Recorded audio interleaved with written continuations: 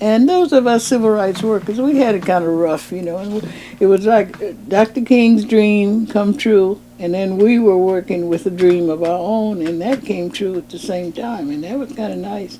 And he was inaugurated on Dr. King's birthday. That's right. Yeah, and that nice. was really special for me. Now you are being honored soon on the 21st for a lifetime of work. Yes. Right? Yeah. Well, they did it for me when I'd done 50 years, and now they want to do it again. And I said, okay. They wanted a black person, for Black History Month, and so they asked me if I would do it, and I said, sure, I'll do it if I'm alive. You are. Yeah. And what do you think are your accomplishments? I know you're bashful. You don't like to toot your own horn, but what kinds of things have you done over the years that you're most proud of? Well, I was the one that instigated the building of the Martin Luther King Center, and then I fought for the holiday for him. That didn't come at the same time. How many years did you fight for that? 16 years for a holiday. And how did you do that? Went to every meeting, and they'd see me there, and if most of the time they'd say, you want to say anything? I said, no, you know why I'm here. They knew. And then I got people to go with me, you know, and the union went, and we finally got it that way. But I think one of the nicest things that's happened, why I speak of Reading as my town now, is because I was given Citizen of the Year award. Now that was a surprise. That's an honor, isn't it? Because I had confronted those people all of those years, you know, and if they could do it, they'd do it. If they couldn't, they would just deny me, and I'd come back again, you know, and then they gave that to me, and I was so surprised that I said, "You gotta be kidding!" Now you've been in Reading since 1954. Yes. Right.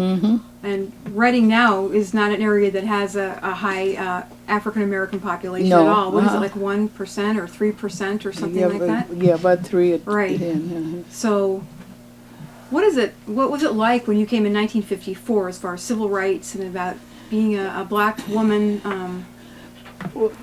Well, you know, I came here to visit a friend of mine who was sick, to care for her, and during the period I met my husband. And he had been here 10 years, and he didn't want to go home with me. He wanted to marry me, but he didn't want to go home. And I kept telling him, I got a farm and I'm set up, I got my business, and I'm all ready to go.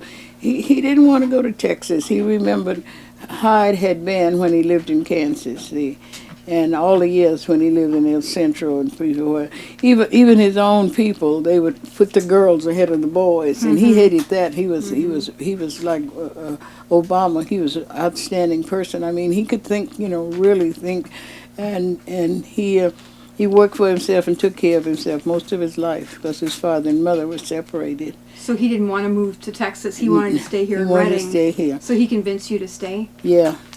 And I told him at that time, I said, well, I can't make that decision. I said, I have a son, and it's his decision.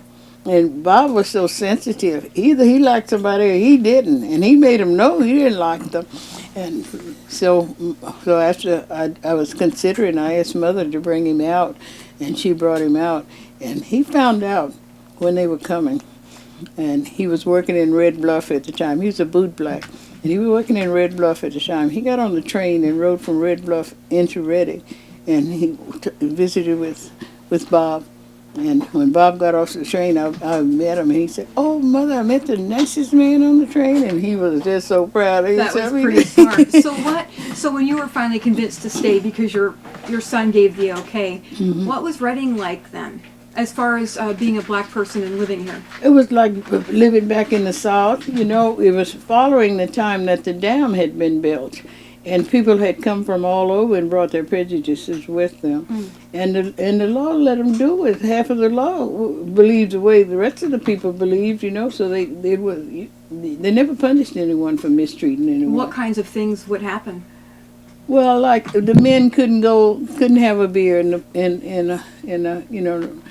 a bar, and you couldn't go to places, couldn't go out and eat, you know, and a lot of time if they wanted whatever you were, if you were parking, they'd want you to move and let them have the parking spot, that kind of stuff, which would irritate the men more than the women.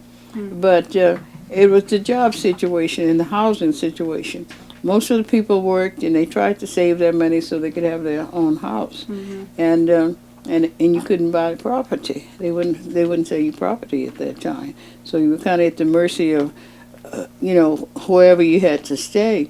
And it was not the way we wanted to live. It wasn't the way I'd live. Galveston was different than the rest of the states because, Texas was one of the worst states in military cruelty for black people. But we lived in Galveston. It was the island.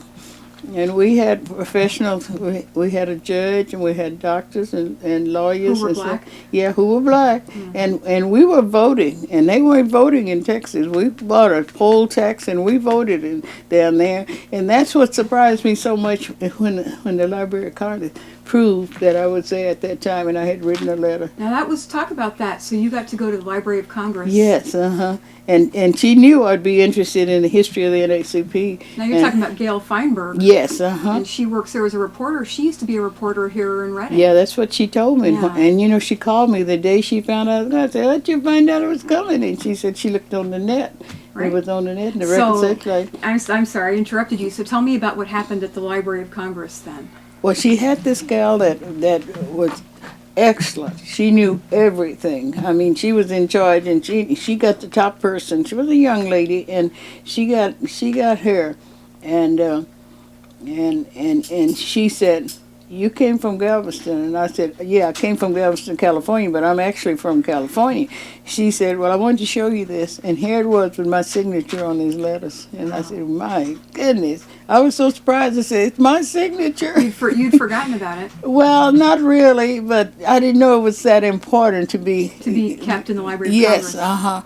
because that's where they keep the records, Right. and they kept them there. Right. And that to me was really, really something. Yeah. You know what's interesting about you, I mean, for a number of reasons, but so you have a name Isaac, which is a man's name. You were named after your father, right? He wanted to have that name passed on.